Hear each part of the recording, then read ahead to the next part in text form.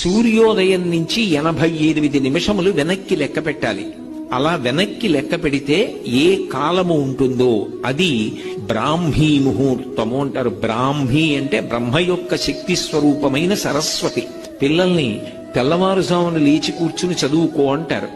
ఎందుకని అంటే ఆ తెల్లవారుజామున చేసేటటువంటి ప్రయత్నంలో మనకి ఆ సూర్యుని యొక్క శక్తి బ్రహ్మగారి యొక్క శక్తిగా, బ్రహ్మగారి అనుగ్రహంగా, బ్రహ్మ ఒకటి సరస్వతి ఒకటి కాదు, బ్రహ్మ బ్రాహ్మి వాళ్ళిద్దరూ కలిసే ఉంటారు.